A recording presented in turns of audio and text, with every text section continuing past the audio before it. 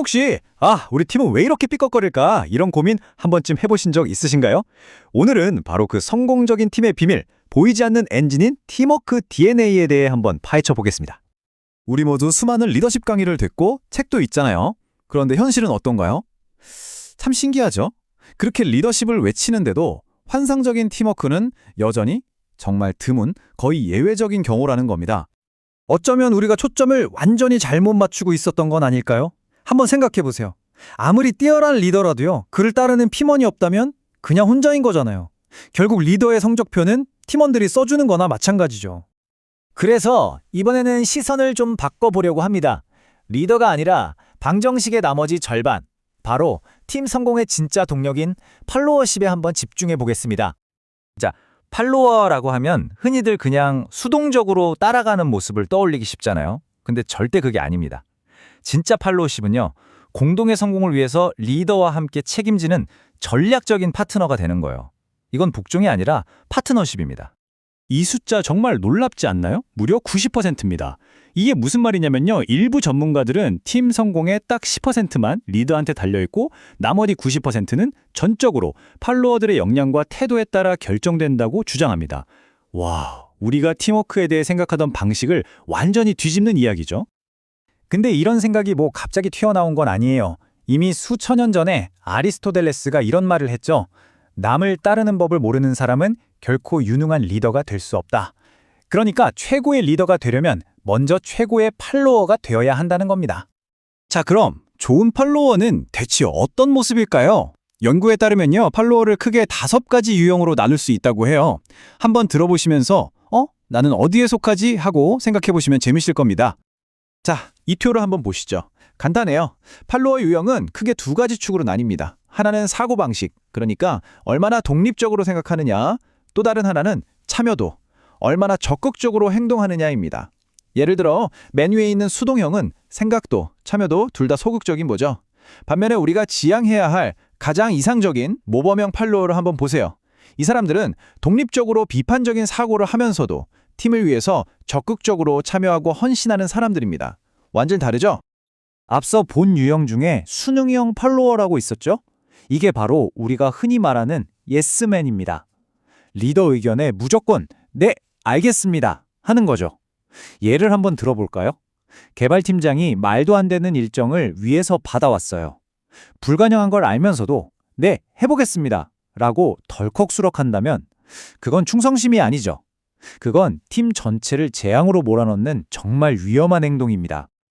그렇다면 어떻게 해야 그런 위험한 팔로워가 아니라 아까 말한 모범형 팔로워가 될 수 있을까요? 자, 여기 4가지 핵심적인 역할, 일종의 플레이북을 공개합니다.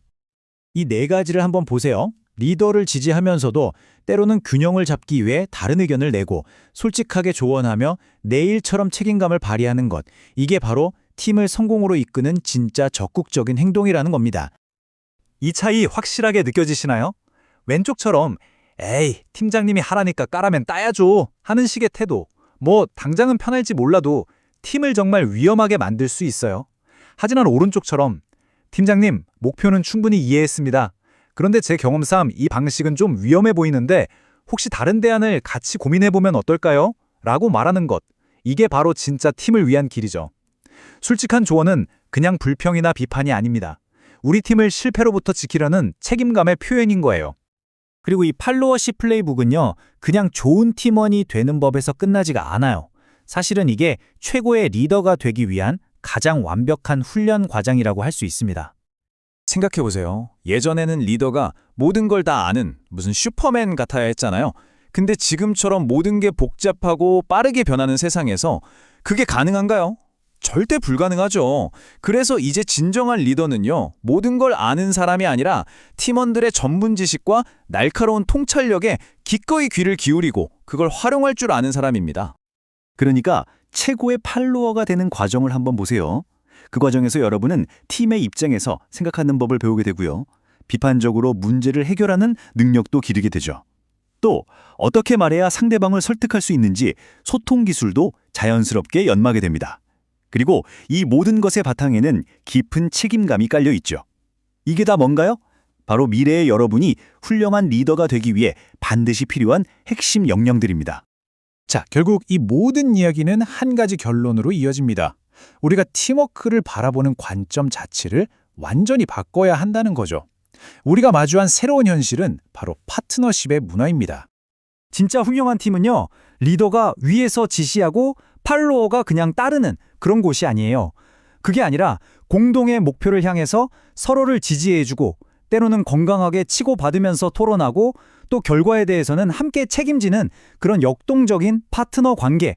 그게 바로 최고의 팀입니다. 이런 관계가 만들어지면요, 팀워크는 더 이상 1 더하기 1이 2가 되는 단순한 덧셈이 아닙니다. 서로의 역량을 폭발적으로 증폭시키는 말 그대로 곱셈이 되는 거예요. 우리가 상상도 못했던 엄청난 시너지가 바로 여기서 나오는 겁니다. 자, 이 이야기를 들으신 여러분, 내일 여러분은 팀의 성공을 위해 어떤 역할을 하시겠습니까? 그냥 리더의 결정을 기다리는 수동적인 팀원으로 남으시겠어요? 아니면 팀의 성공을 함께 만들어가는 모범형 팔로워가 되시겠습니까? 기억하세요. 변화를 만드는 열쇠는 다른 누구도 아닌 바로 여러분 자신에게 있습니다.